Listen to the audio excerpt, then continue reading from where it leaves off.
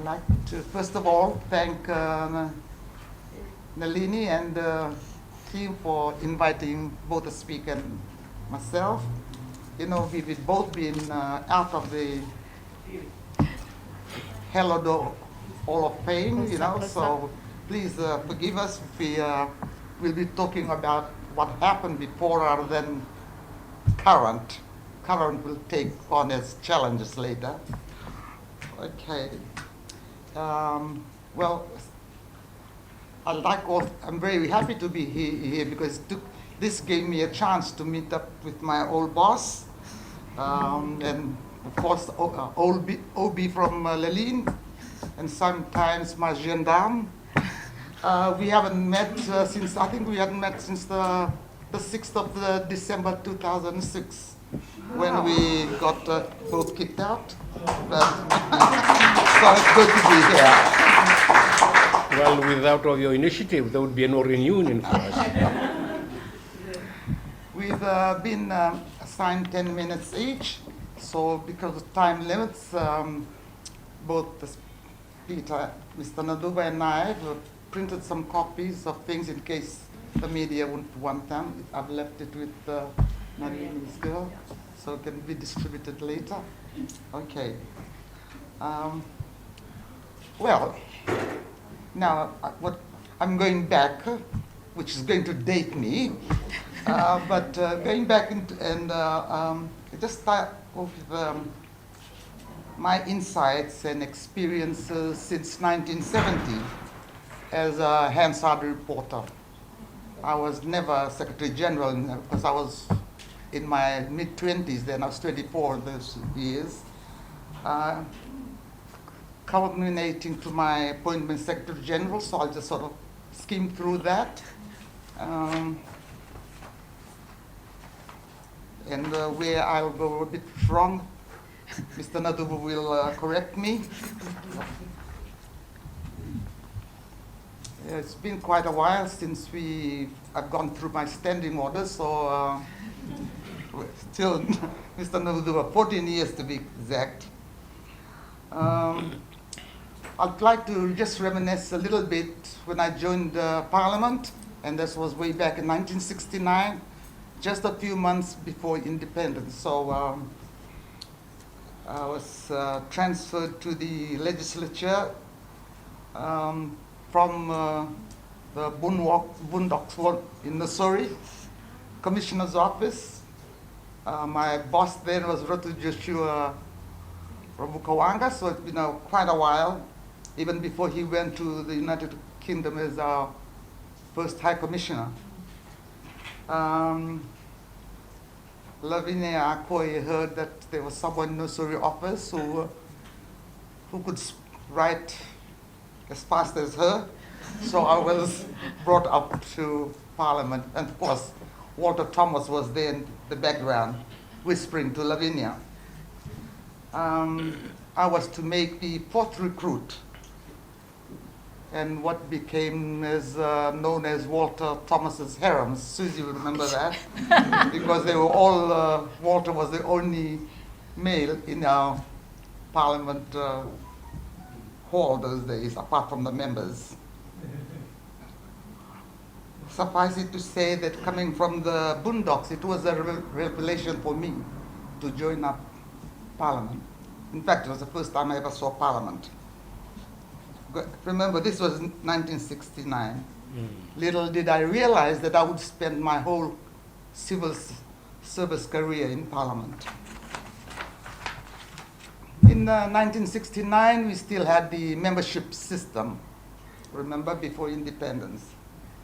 The late Ratumara was the chief minister, and the late Honorable S.M. Koya was the leader of the opposition, who had just taken over from the Honorable Eddie Patel, who had just passed away. This was before independence. The year 1969 and early 1970 was an important and busy time for everyone, including what they used to refer to us, the Hansard, as the engine room of Parliament. Mrs. Akoi, Lavinia Akoi, and John's auntie, the late Mrs.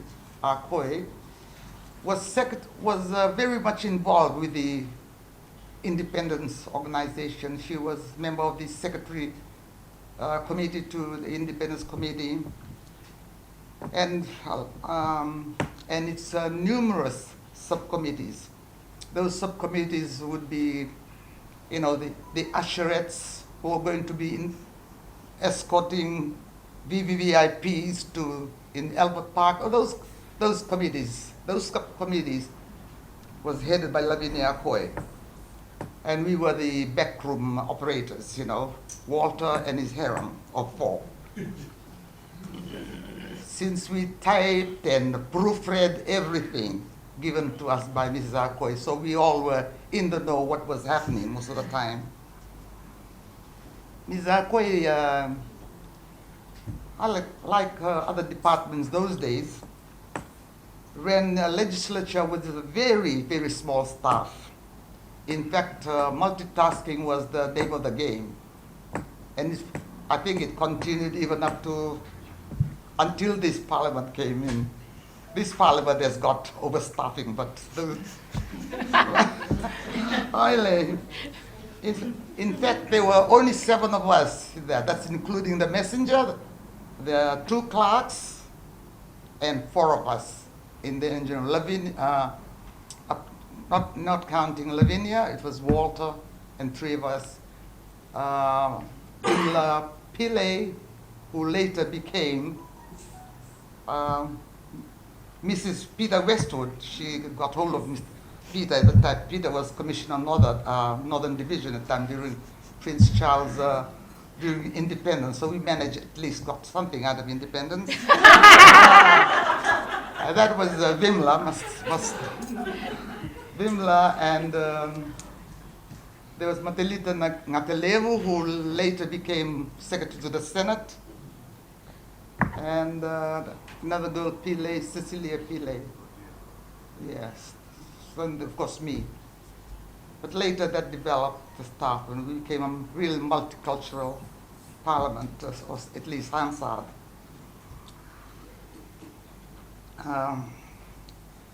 So much of the time and energy was spent working very, very long hours. That is was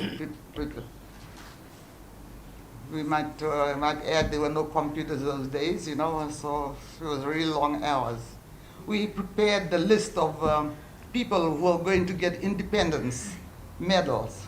There were thousands for the independence medals.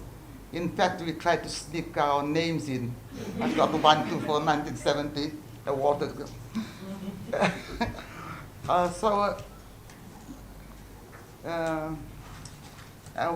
When Shimima rang me, I thought I'll go back to reading Ratumara's book on the Pacific Way, especially his memoirs. And it was really interesting when he referred to the generous gestures of the opposition, particularly the Honorable S.M. Koya. And I would like to rephrase some of the things Ratumara said in his memoirs. At least particularly 3 main points that I thought was quite relevant. One, that it would help, this is what the late S.M. Koya agreed to on behalf of the opposition, NFP. Remember, there were only 2 parties those days. I mean, not counting Morton Rock was later on. But one, that it would help in the peaceful transition to independence if Fiji had no election at that time of independence. Second one, that the chief minister, Ratu Sekamisasi, should continue and be the first prime minister. And third, that safeguards for Fijian on land and related matters be handled by the creation of a second house, that is the Senate, with an inbuilt Fijian majority. That was the gestures from the opposition that were happily accepted by Ratumara and endorsed by the Great Councils of Chiefs. So Fiji gained independence on October 10th. The House of Representatives continued with Ratumara as Prime Minister, no elections. Ratumara appointed 13 cabinet ministers, of which 3 were Indian ministers, 3 were general ministers, meaning part European or European. In fact, there were 3 Europeans. That's when Stinson, Mr. Brown, Doug Brown, and was that John Falvey, yeah? Third one. And 7 Fijian ministers. Then the Senate was duly appointed, and standing orders of 2 houses were redrafted. Mostly the amendments were the consequential constitutional amendments which had been approved, which were both approved in both houses. But as I said, it was not until 1972 that a general election was held under the 1970 Constitution. So basically, since independence from Great Britain, we still continued and followed the Westminster parliamentary system with 3 arms of government: a cabinet parliament with a parliamentary executive, the legislative body, which consisted of a bicameral parliament, and the judiciary. Generically, the 3 arms of government in most Commonwealth countries follow the same line, follow the same lines as the Westminster system. So they're similar in most Commonwealth countries. But under this Westminster system, the judiciary and executive, the executive, and the legislature are effectively independent of each other. In the Parliament's case, the Speaker is our minister, not the Attorney General, by the way. And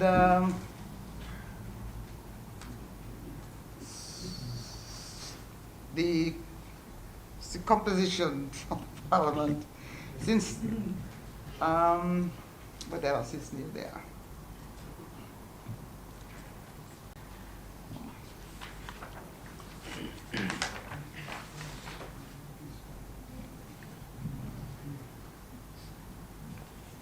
Well, I'll just try and skip through because I think we all know the basic function of the Parliament to legislate or make laws.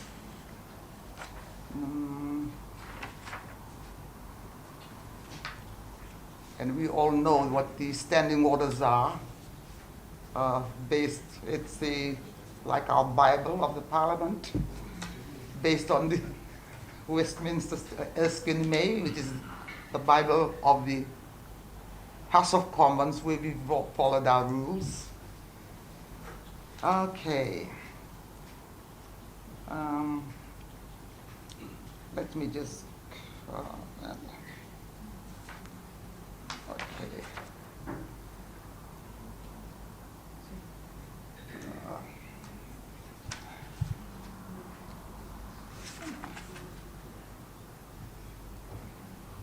So let me just go to the 1970 and 1970 constitutions. They sort of 2 constitutions I'm familiar with. They vested in the Parliament the power to make laws, as I'd said, and the order and good governance of the state. The Parliament of Fiji was composed of three distinct elements: His Excellency the President, the Senate, and the House of Representatives. These three elements together characterize the nation as being a constitutional, sovereign, and parliamentary democracy and a republic. The 1997 Constitution under Section 45 vested in the Parliament the legislative power to make laws for the peace, order, and good governance of the state, as I said. The power of the Parliament to make laws was exercised through the enactment of bills passed by both houses and assented to by the President as provided for under the Constitution. Unlike what we have now, we only have one house. Or is it one house? One house only, which passes fast track of the laws. Under the Constitution 1997 Constitution, the making of a law may be subject to very complicated parliamentary and constitution process, but its final validity as an act of Parliament was dependent upon the proposed law being approved in the same form by all the three elements that I'd mentioned earlier, which make up the Parliament, or at least, as I should say, the two houses, the House of Reps and the Senate. So the bill that passes from the House of Reps must go to the Senate, and it must pass the same format to be able to go to the President for his signature. If it doesn't get signed by the Senate, intends to amend it, it'll go back to the House of Reps, and this will happen about 3 times before.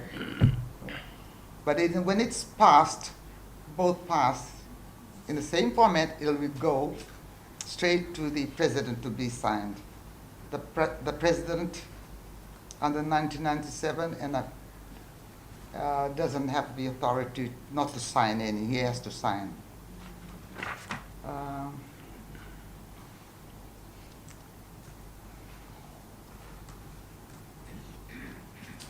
At this stage, may I just say that each house remind everyone that the function, the two houses, even though they're two houses, they function as distinct and independent unit within the framework of the Parliament, with its own presiding officer.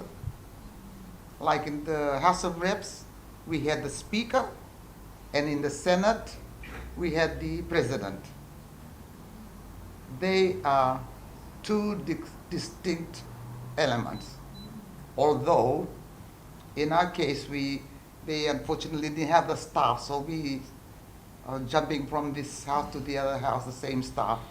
But we were quite good at that in multitasking, so we're used to it.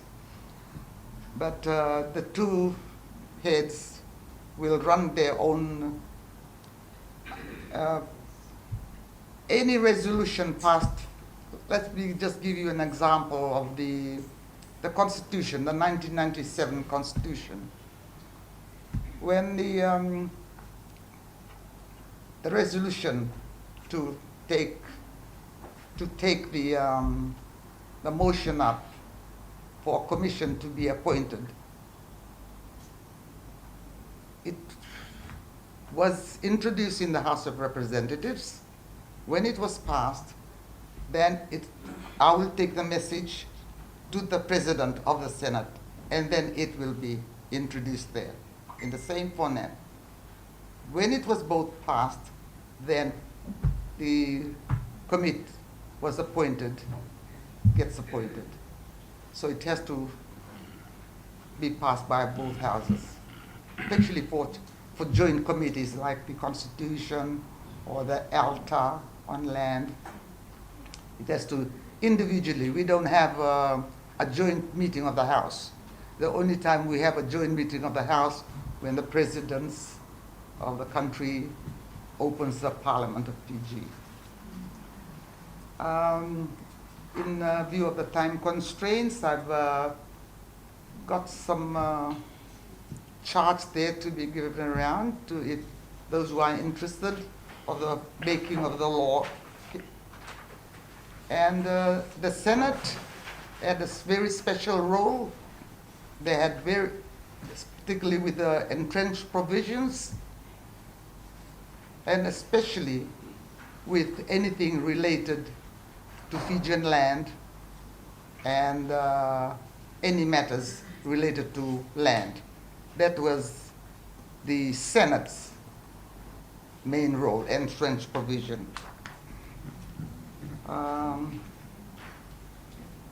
think, okay, I think, let me just see.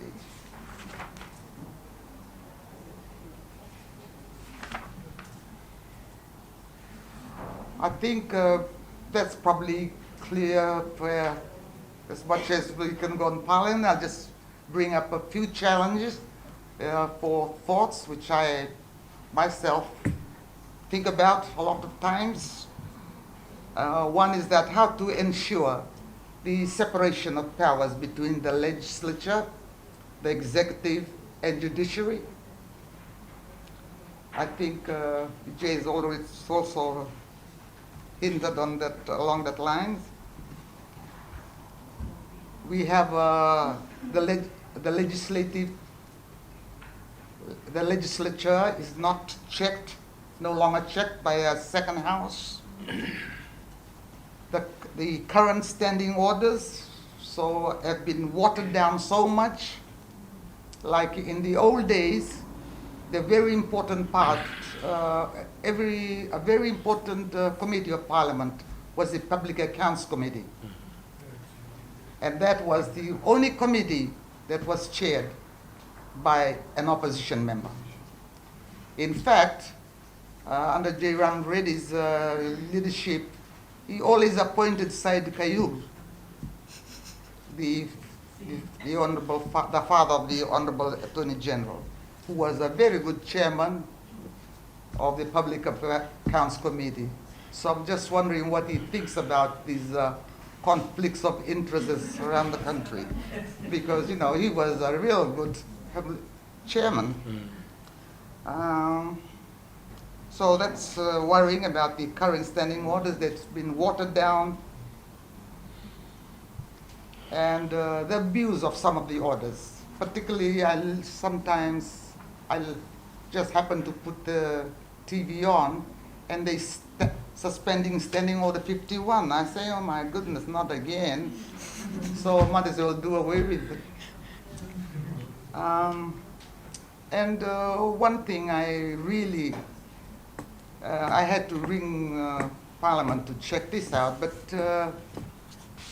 during my time, a minister would, if he wants to introduce a bill, he would inform the Secretary General, give notice to the Secretary General 21 days before the first reading of the bill, and the bill should have been gazetted 30 days before the introduction. So there was all these timelines. And now 2 days, how